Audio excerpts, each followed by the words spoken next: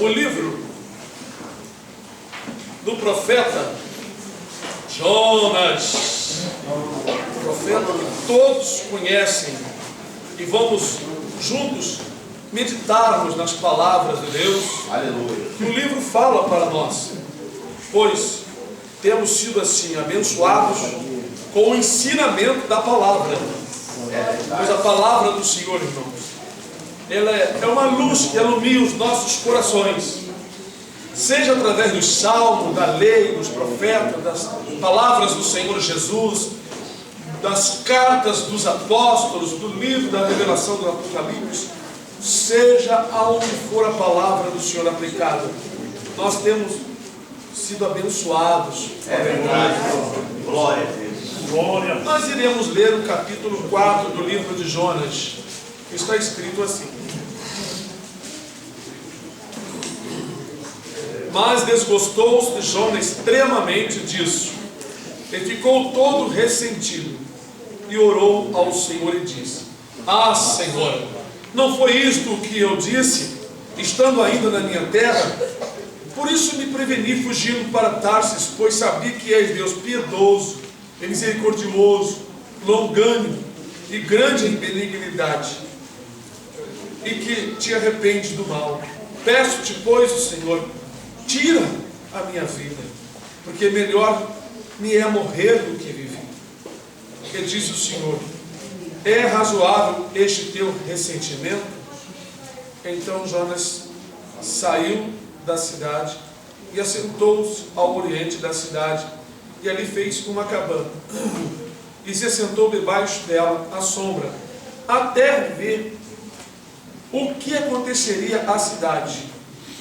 E fez o Senhor Deus nascer uma boboreira, que subiu por cima de Jonas, para que fizesse sombra sobre a sua cabeça, a fim de o livrar do seu enfado.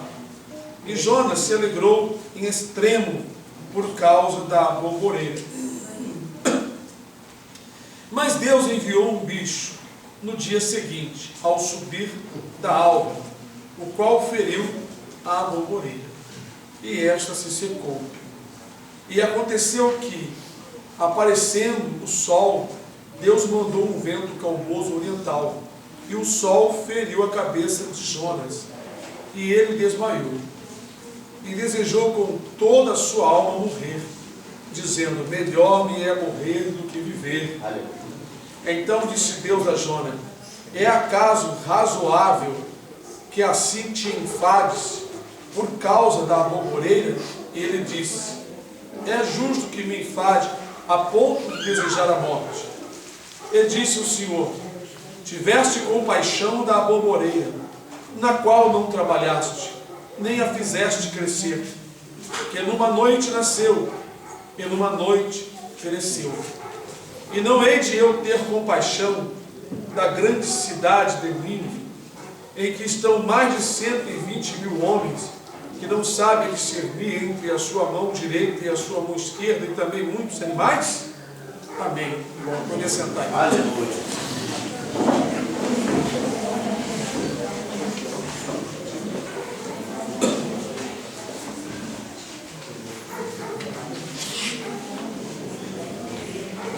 Jonas, o profeta que desviou-se de Deus, porque Deus era misericordioso, benigno, longânimo. Irmãos, que afastamento, né? A pessoa se saiu do caminho do Senhor porque Deus é bom. Jonas se desviou, saiu do caminho do Senhor. Se desviou porque o caminho dele era o caminho da obediência, indo para Nínive. Ele desviou-se do caminho, porque Deus era bom, benigno e misericordioso. Depois de ter sofrido 3 dias e noites dentro do grande peixe, ainda desejava no seu coração que Deus destruísse a cidade. Ele não queria pregar para que houvesse arrependimento e Deus voltasse atrás. Ele queria pregar e o castigo fosse dado. É claro, né? Ele ficaria contente porque ele falou e aconteceu. Mas o plano de Deus não era o que Jonas pensava no seu coração. aqui está uma lição para nós, e Deus deu uma lição para Jonas também, instruindo a ele, porque ele tinha seus pensamentos próprios, pois queria que Deus destruísse a cidade. Se ele disse para Deus que ele sabia que Deus era misericordioso, longânimo, e que se arrepende do mal, é porque ele sabia, na verdade, já tinha intento do seu coração, desviando-se para Tarso, que Deus poderia não cumprir com aquela palavra que ele foi missionado, foi orientado, foi preparado para levar. Nós também, irmãos, nem sempre, né, devemos assim achar que Deus vai trazer juízo ou que Deus vai salvar. Nós só temos que semear. Pois no livro de Eclesiastes, capítulo 11, diz: lança teu pão sobre a água. Depois de muitos dias vai chorar, reparte com 7 também com 8. Não é? Aquele que observa o vento não vai semear. Quem olha para as nuvens não vai cegar colhendo. Semeia a tua semente de manhã, à tarde, meio-dia, porque você não sabe qual há de prosperar, se essa ou aquela, ou se ambas igualmente. Jonas também não devia premeditar o que deveria acontecer, o que ia acontecer, mas deveria pensar na misericórdia das pessoas, né? Pensar que ele deveria ter misericórdia. Mas aqui está uma lição maravilhosa a respeito de Jonas, porque a falta de amor de Jonas com as pessoas foi bem clara, que como um judeu que verdadeiramente não quer a salvação de repente das pessoas do jeito como Deus quer. Os ninivitas não tinham a lei de Deus, não guardavam o sábado, e nem tampouco tinham homens circuncidados, mas a Escritura diz que eles se converteram.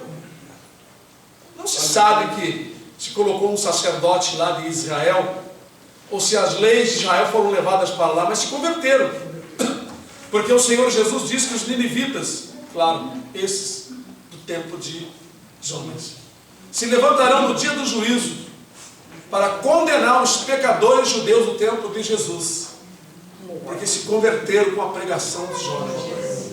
Glória a Deus. Mas, irmãos, Jonas estava tão endurecido no seu coração, vendo o povo se arrependendo, vendo a comoção do povo. Fez uma cabana num lugar longe, no alto, ficou olhando lá da cabana para ver se Deus ia trazer o juízo. Ficou lá calculando. E agora não trouxe. Puxa, eu preguei tanto, falei tanto, andei a cidade toda, 3 dias. Até agora não trouxe. Está vendo? É por isso que eu não queria vir para cá pregar. Eu sabia que tu eras misericordioso. A Bíblia diz que ele desgostou, que sentiu desgosto, ao ponto que o homem estava. Que rebeldia terrível, né? É o profeta mais rebelde da Bíblia, esse tal de Jonas. O indivíduo é rebelde, egoísta, pensando só nele. Ele pensava nele. Há muitas outras coisas que nós não sabemos, mas pelo que está aqui, dá para se observar o sentimento desse homem, né? Ele desejou verdadeiramente morrer por causa disso, né? Ele diz que se preveniu fugindo para Tarso. Quer dizer, desviou, fugiu. Quem foge de Deus se desvia. Ele se preveniu fugindo para Tarso, porque ele já sabia que Deus poderia ser misericordioso, né? Vendo o povo se humilhando, voltar atrás e não castigar o povo. Ele já sabia de tudo isso. Por que então ele também já não foi com o coração preparado? Bom, se Deus vê que o povo vai se arrepender, bom, amém, né? Quem sabe a nação não será destruída. Falta de amor. Ele queria, igual os Boanerges, né? Os discípulos. Sabe quem eram os Boanerges, irmão? João e Tiago. João e Tiago, filhos do trovão. Boanerges quer dizer isso. Eles disseram: Senhor, quer que façamos como Elias? Que a gente clame e caia fogo do céu e nos consuma? Jesus disse: não, vós não sabeis de que espírito sois. Aleluia. O Filho do Homem não veio para destruir as almas, para salvá-las. Glória. O zelo de muita gente, às vezes, quer que a pessoa traga juízo. Destrói, Senhor, faz isso. nós nunca devemos clamar por maldição para ninguém. Porque uma pessoa que hoje está fazendo uma coisa tão brava e ruim, ele pode se arrepender se um irmão nosso que simplesmente está do outro lado. Ele tem a marca, ele é uma pedra preciosa, mas simplesmente ele está do outro lado. Então Jesus ensinou em seus discípulos a amar as pessoas e amar uns aos outros. Você pode encontrar uma pessoa que dá até nojo de estar perto da pessoa, repugnante, indecente, mas daqui a pouco lá na frente ele está se convertendo ao Senhor. Glória a Deus. Aleluia, Senhor. De repente dando um melhor testemunho que o teu, hein? Aleluia. Paulo entendeu isso perfeitamente quando ele escreve aos Coríntios, porque Deus escolheu as coisas desprezíveis deste mundo, aquelas que não são, para confundir, para realmente causar o impacto daquelas pessoas que acham que são alguma coisa. Deus tira da imundícia um pobre, coitado, miserável, e o torna um chefe de família.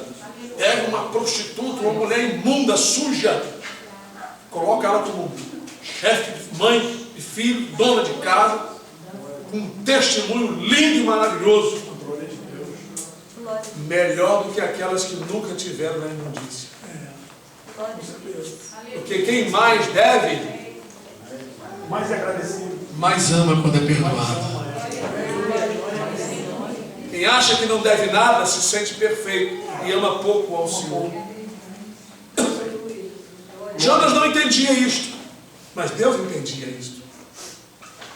Então o que Deus fez foi dar uma lição para ele. O sol estava quente, a cabana não era tão perfeita, então Deus fez nascer uma bomboreira.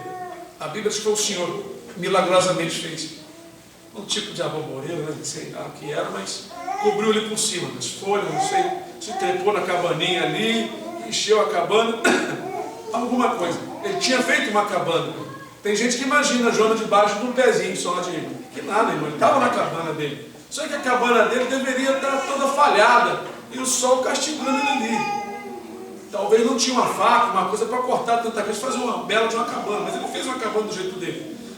Certamente o Senhor fez crescer uma bomboreira. Você sabe que a bomboreira tem folhas, ela é trepadeira também. Se deixar, ela trepa. E ela cobriu, certamente, uma bomboreira daquela bem saudável, daquela que existe por aqui, frondosa. Cobriu.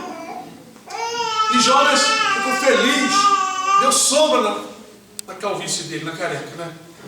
E ele ficou todo alegre. Mas aí, Deus deixou de se alegrar porque tinha um plano, tirar a alegria dele. Permitiu que um bicho roesse a bomboneira, talvez no seu talo, talvez embaixo. É um talo fácil de roer. E a bomboneira murchou. No outro dia ele ficou todo triste. Triste porque, puxa, minha bomboneira morreu. Triste pela bomboneira.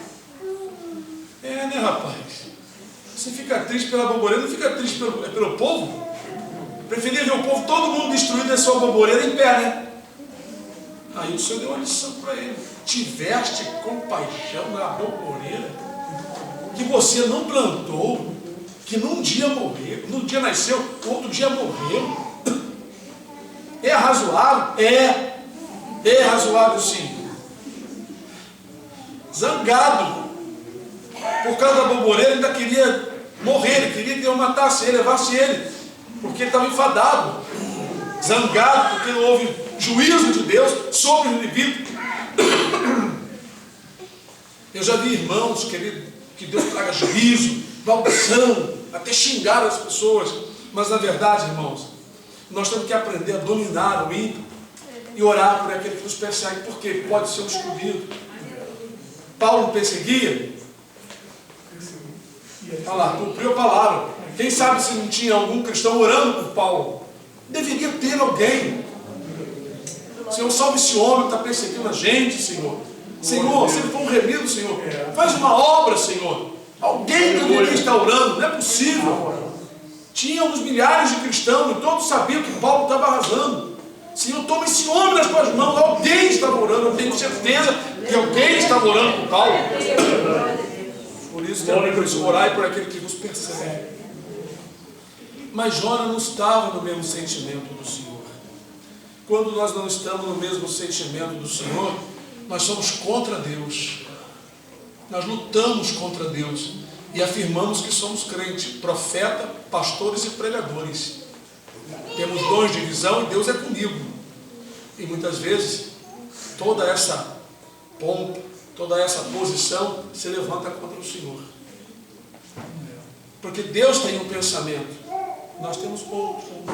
Só juntamos nosso pensamento com Deus quando andamos no Espírito Santo, no Espírito Santo. Ou seja, dirigidos pelo Espírito Santo. Não é andar com o meu Espírito sem o Espírito Santo, não. Andar, o que é viver em Espírito? Viver em Espírito não é você ficar concentrado extremamente dentro do seu Espírito, fazendo yoga, não. É ser dirigido pelo Espírito Santo. Aleluia. Deixar o Espírito Santo testificar com o teu Espírito. Não adianta fazer meditação e concentração. Você vai levitar no mundo da lua. Mas aquele que anda ligado no Espírito Santo, esse vive em Espírito. Vive neste corpo, mas em Espírito. Ou seja, fazendo as coisas do Espírito.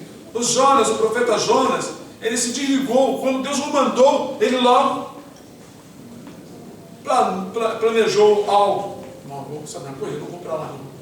Povo pecador, vou lá pregar, vou lá anunciar. Um povo completamente bastardos. Eu vou fugir. Daqui a pouco eu prego, falo que Deus vai trazer juízo, que vai arrasar. Aí não traz. Vamos supor que essas revelações que tem dado aí, que Deus vai arrasar ali, vai trazer um mar para arrasar. Façamos de conta que um grupo considerável diante de Deus se humilhe e clame ao Senhor e se arrependa dos pecados. Simplesmente Deus não traz. Às vezes Deus quer trazer um juízo e o povo se humilha de tal modo que o Senhor não traz.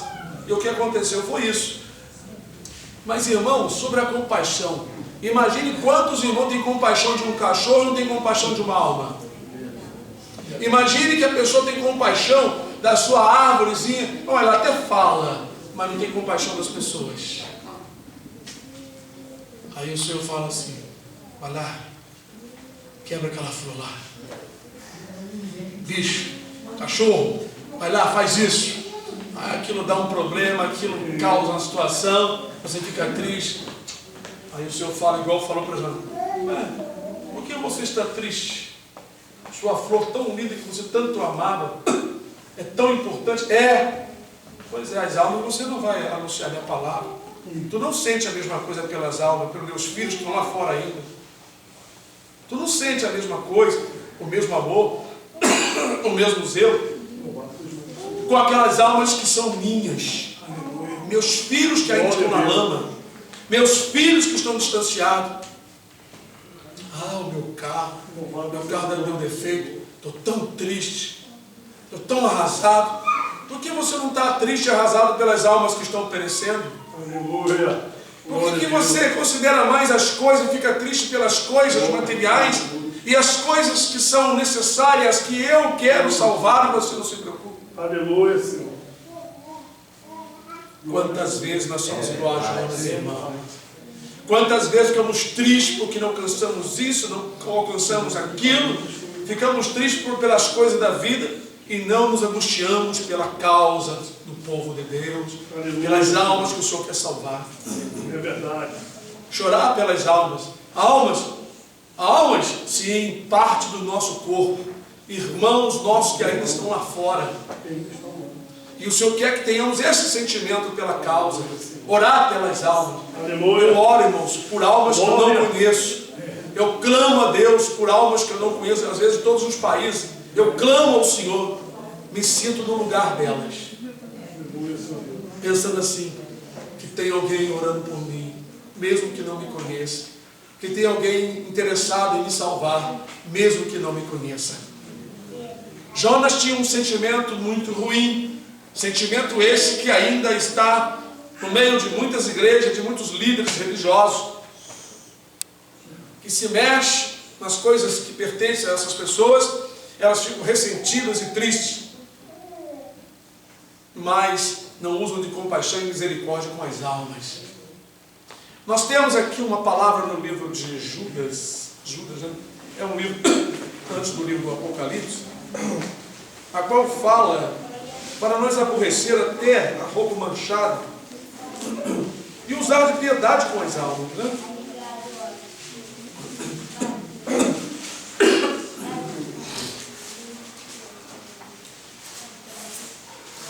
Judas 22 diz assim: apiedai-vos de alguns que estão duvidosos. Tenha piedade das pessoas que estão com dúvida, e salvai alguns, arrebatando-os do fogo. Tende deles misericórdia com temor, aborrecendo até a roupa manchada da carne. Tendo misericórdia com temor. Irmãos, quando nós começamos a querer ter misericórdia com as pessoas e dizer para o Senhor: Senhor, salva algumas almas através de mim. Senhor, salva um dos nossos irmãos que ainda se encontram lá fora. Irmão Fabiano hoje estava contando o seu testemunho, estando em trabalho no Rio. E ele disse: pastor, nós temos orado, Deus está realmente trazendo as almas, como o senhor disse. Glória. Falei: continua orando. Deus trouxe um rapaz afastado do caminho, um mendigo, pedindo comida lá no trabalho dele, lá, sendo ele militar. Ele disse: não temos outra coisa a não ser pão aqui, um pouco de mortadela. Aí deu para ele. Aí ele olhou de longe pelo vidro, estava um rapaz falando sozinho, botando pão assim, falando sozinho. Aí depois, uma pessoa teve um carro enguiçado, o rapaz veio pedir uma ferramenta, e o Fabiano começou a conversar com aquele rapaz, e o rapaz disse assim: pois é, eu estava ali reclamando com Deus, Senhor, um pão e um pouquinho de mortadela, só isso. Um rapaz afastado do caminho, conhecedor da Escritura profundamente, na mendigaria, e o Fabiano aproveitou para falar com ele, a soberba e muitas coisas, ele confirmando que realmente o problema dele foi a soberba, e Deus o colocou no estado onde se encontrava. E Deus deu ao Fabiano grande oportunidade de falar muitas coisas na palavra. Glória a Deus. Inclusive lembrando de muitas coisas que tem ouvido aqui conosco. É isso, irmão. Fabiano começou a clamar: Senhor, põe alguém no caminho. Deus está acrescentando, trazendo a alma. Porque, irmão, quando o nosso coração começa a ter misericórdia dessas pessoas, Deus começa a colocá-las no nosso caminho. Amém, Senhor. Porque Deus não quer nós pregando o Evangelho sem o amor, sem a misericórdia. Como Ele diz: sejam misericordiosos, como eu sou misericordioso. Outra escritura: misericórdia quero e não sacrifício. Ou seja, seja misericordioso. Glória a Deus. O que é misericórdia? É sentir pena, sentir tristeza da desgraça alheia. Jó não deveria ver esse povo como um povo isolado de Deus, um povo no pecado, mas um povo que precisa de Deus. Aleluia. É igual eu falo para os irmãos que são funcionários e empregados, que têm os amigos nas trevas fazendo um monte de coisa. Não veja esses amigos superior a vocês. Não se sinta superior a eles, mas saibam que eles são prisioneiros do diabo. Vejam como encarcerados numa grade, eles não podem sair. Ficam rindo, felizes, falando coisas inconvenientes, mas estão dentro de uma prisão. São prisioneiros. Só podem sair se Jesus, o Filho de Deus, libertá-los. Aleluia, Senhor. Como ele disse: se o Filho, se eu libertar vocês, vocês são livres. Se eu não me libertar, vocês continuam presos. Porque só quem pode tirar as almas da mão do valente chamado diabo, só um outro valente. Só um outro valente. Só Jesus. Aleluia. Porque ele afirmou: se o Filho vos libertar, vós sereis livres. Aleluia. A autoridade que nós carregamos é a autoridade do Senhor Jesus. Não podemos libertar ninguém se o Senhor não querer. No entanto, devemos semear, não premeditando o que vai acontecer, porque quem liberta é Jesus, pelo poder do conhecimento da palavra. Os ninivitas ouviram a mensagem, prestaram atenção, creram e se humilharam. Isso estava no plano de Deus. Mas Jonas não sabia. Quando Deus envia os irmãos, vocês sabem qual é o plano do Senhor? Não. Nós temos aqui irmão Hermélio e irmão Miriam que foram fazer uma visita à casa de irmão João lá no Nordeste. Glória a Deus. Foram só fazer uma visita na casa. Mas eles não sabiam o plano de Deus. Dessa visita rendeu um despertamento pela palavra na vida de muitos irmãos e irmãs e conversões de almas naquele lugar Aleluia. tão distante. Glória a Deus. O Senhor verdadeiramente quer salvar as almas. Sim, meu Deus. E nós devemos olhar para as pessoas não com o olhar da carne. Uma pessoa pode ser aparentemente velha no corpo, um ancião, feio de aparência, pobre, mas pode ser um milionário lá no céu, que está aqui na terra vagando, precisando ser resgatado. Mas para isso temos que olhar com o olhar da misericórdia e pregar a palavra. E o Senhor vai fazer a obra. Glória a Deus. Ele é que sabe, aqueles que são dele e aqueles que não são do Senhor. Veja que esse sentimento perverso, ruim, egoísta, deve apartar dos nossos corações. Jonas tinha um problema. O sol e o vento oriental feriu a sua cabeça, né? Deus mandou a bomboreira, fez sombra, deu alívio. Deus mostrou para ele que ele teve misericórdia da bomboreira porque ela lhe causava um bem. Aquilo era um bem para ele, pois tapava o sol. Então será, puxa, que já que os ninivitas não lhe ofereciam nada, então um povo totalmente com pecadores, longe de Deus, afastado, não fazem nada para mim. Então o Senhor chamou a atenção dele, que ele teve misericórdia da bomboreira que estava lhe beneficiando. Não é fácil, não foi uma exortação aqui vergonhosa. Agora o Senhor diz para ele: não terei eu misericórdia, né, de uma cidade, mais de 20 mil homens e mulheres, fora os animais? Mais 120. Então, 120. Isso mesmo. O Senhor queria que Jonas entendesse que Deus tem um amor maior do que o dele e que ele deveria estar junto com o Senhor, porque ele estava ressentido, estava triste, porque Deus não trouxe juízo, mas ficou alegre quando uma bomboreira cresceu e aliviou sua cabeça do sol, e ficou triste porque a bomboreira morreu. Então veja onde estava o sentimento dele: nas coisas materiais. O sentimento e a alegria dele estava nos bens materiais por causa da sua necessidade. Imagine que o irmão, a irmã tem uma necessidade e Deus então manda uma bênção por causa da tua necessidade. E tu folga nela e fica esperando e gozando ali daquela bênção, porque a sombra da bênção de Deus sobre a tua necessidade está te aliviando. No entanto, tu esquece das coisas do Senhor, esquece de usar a misericórdia com aquelas pessoas. Aí o Senhor chama a tua atenção, tirando a tua beneficência, tirando a bênção.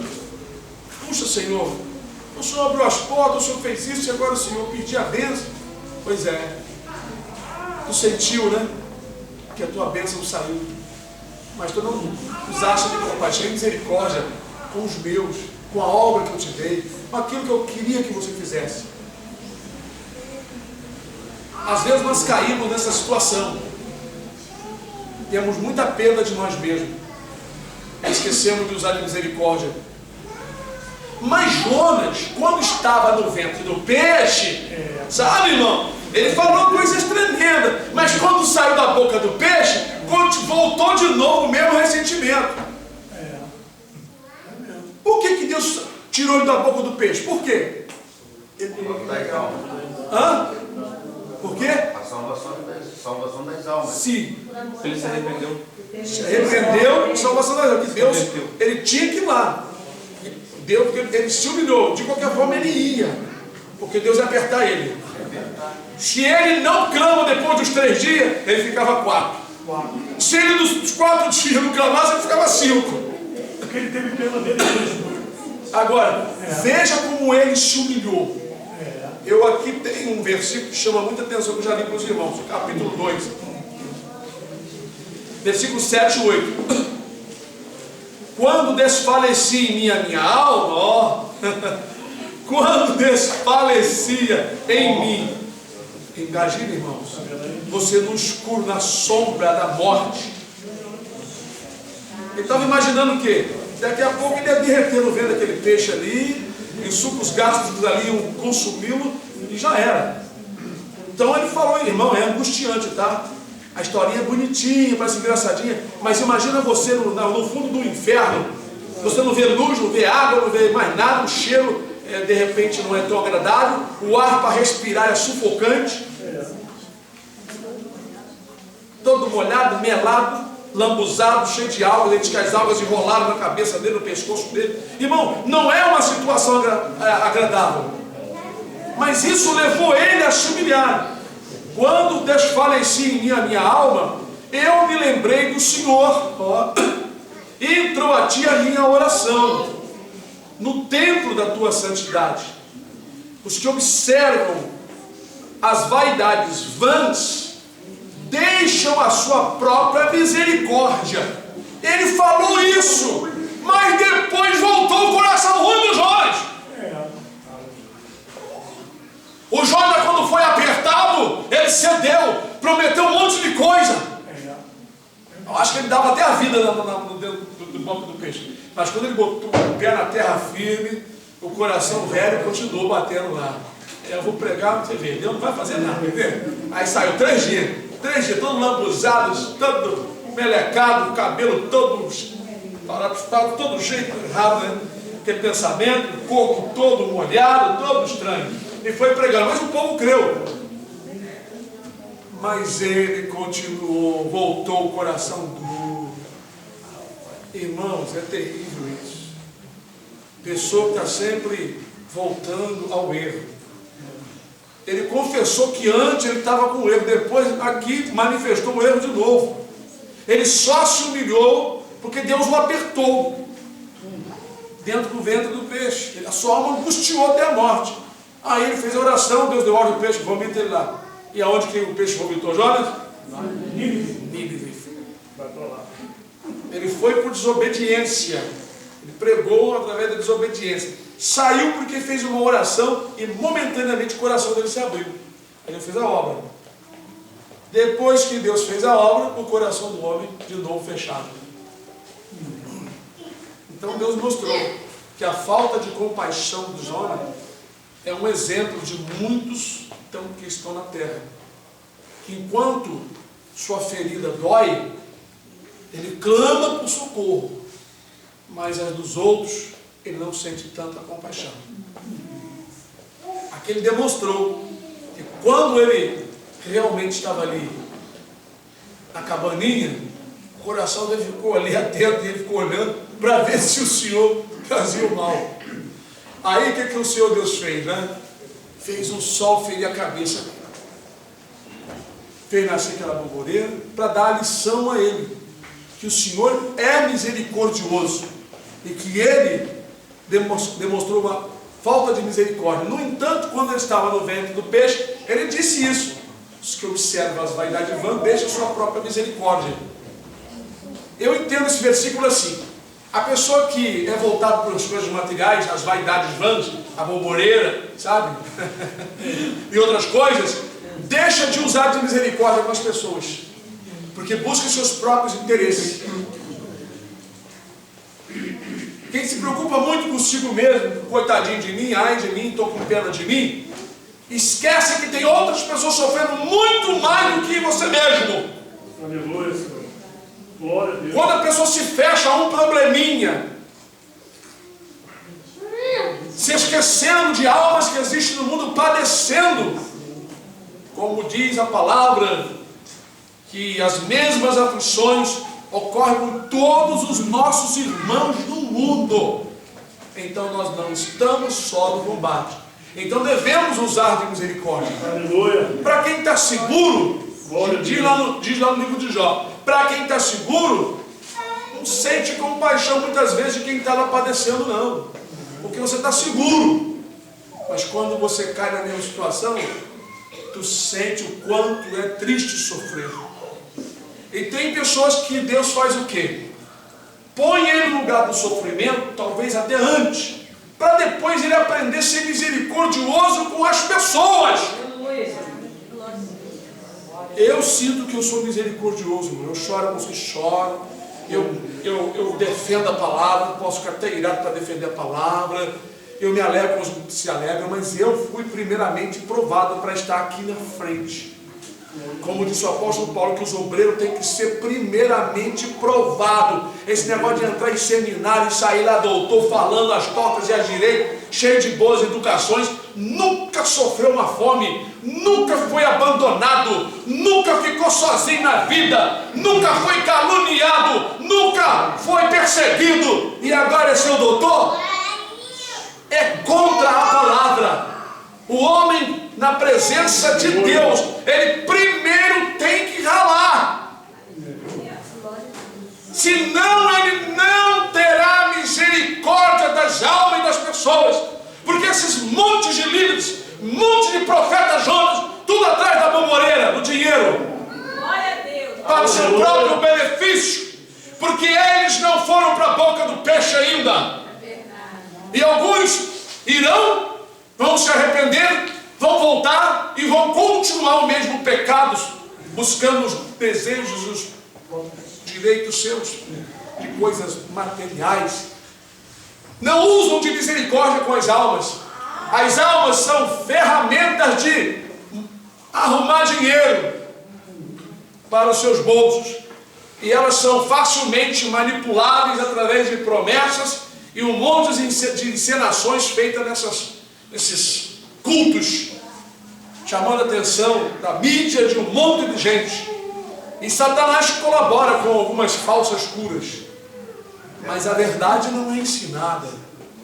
As pessoas se emocionam ali, mas não percebem que esses líderes não usam de compaixão com elas, cobram tudo em dinheiro, mas não têm misericórdia.